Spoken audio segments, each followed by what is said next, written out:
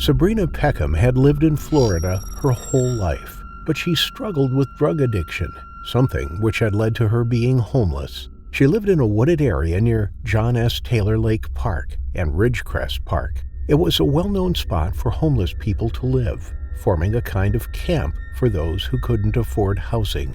Although Sabrina couldn't afford many material things for her family, she never held back on giving them love and support. She was now a grandmother. Her daughter, 23-year-old Brianna Doris, now had children of her own, a 3-year-old daughter and 1-year-old son. Sabrina helped out with the children as much as she could, and in return, Brianna would make sure that her mother was well fed and had enough clothes to keep her warm.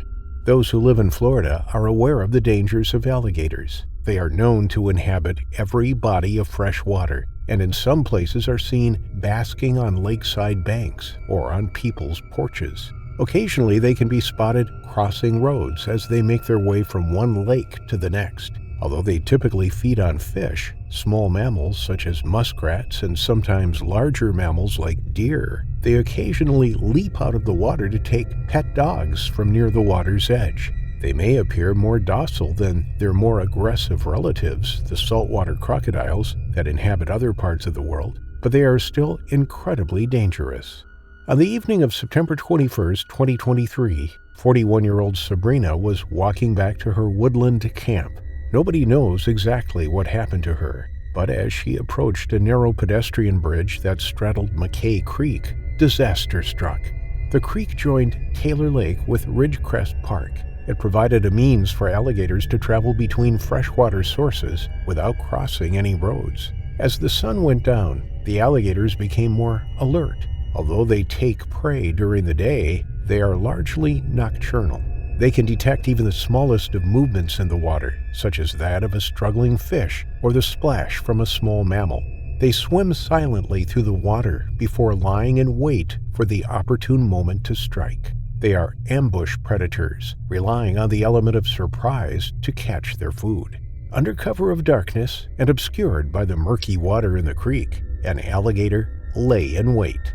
The vibrations from the passing cars and the footsteps of pedestrians were picked up by its senses. Sabrina walked closer, but something distracted her. Maybe she pulled her phone out of her bag, or maybe she was looking over her shoulder, or maybe she failed to notice the creek altogether. It was covered in green vegetation. The water was barely visible, especially at nighttime. Dense bushes and reeds covered the bank on one side. It could easily have been mistaken for a grassy ditch rather than a canal or creek. The bridge ran parallel to the road with metal railings running along its sides. Whatever happened in those moments just before crossing the bridge, Sabrina lost her footing just feet from the bank and fell. She rolled off the sidewalk and down the steep bank right towards the creek and the stealthy alligator. As quick as a flash, the alligator launched its head up out of the water and snapped its jaws closed around Sabrina's legs. Before she even realized what was happening, she was in the jaws of an enormous alligator. She scrabbled about, trying to drag herself up the bank, but the alligator yanked her into the water. She cried out for help, but her screams went unanswered in the darkness of the night. As the alligator continued to drag her into the creek, Sabrina tried to fight it off. She punched its head and tried to gouge its eyes, but her fists were no match for its heavily armored skin.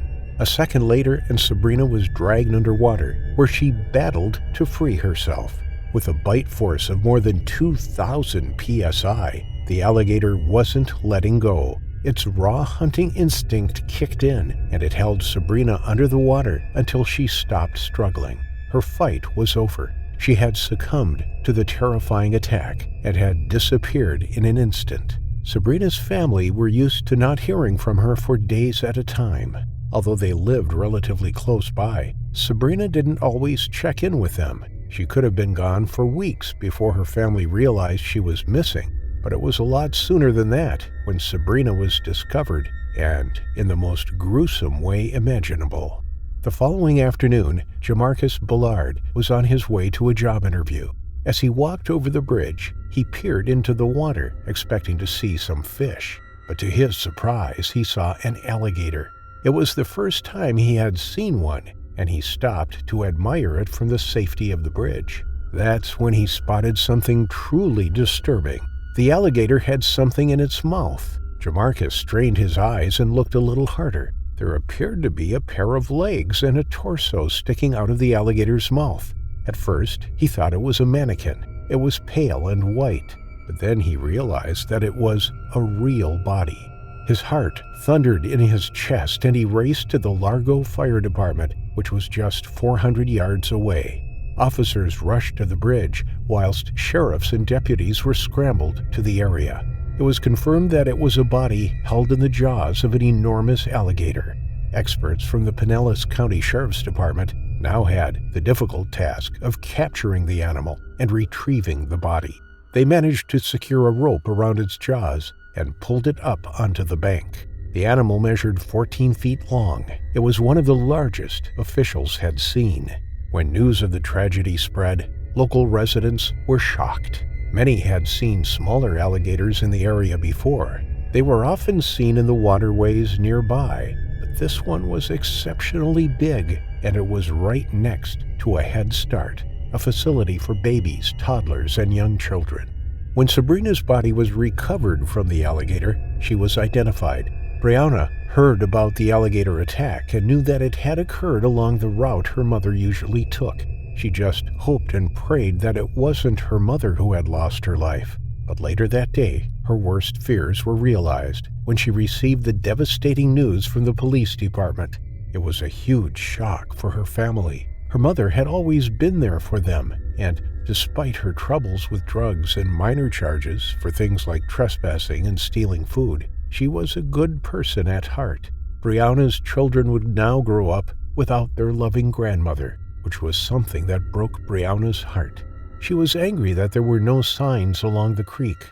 Warning signs about alligators are common along the banks of Florida's lakes, but there was none near the water where Sabrina had been killed. The alligator was loaded up onto a large truck and driven away, where it was humanely destroyed. There was speculation about how this tragedy could have occurred. Some suggested that the alligator was on the bank when it snatched Sabrina, but typically alligators only hunt in the water. They are slow and cumbersome on the land. Others suggested that Sabrina died first, and then the alligator grabbed her body while it lay in the water. Some made a horrible accusation that Sabrina taunted the animal first before she was pulled into the water.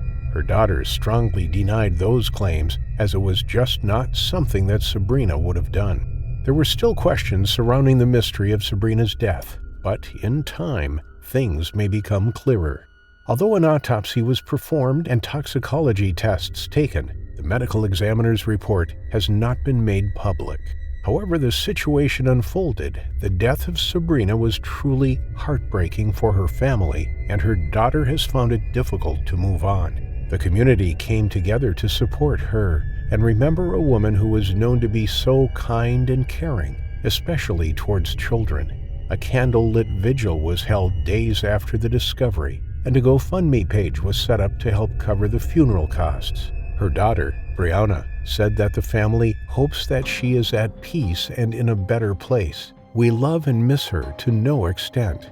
She still finds it hard to believe that her mother met such a terrifying final affliction.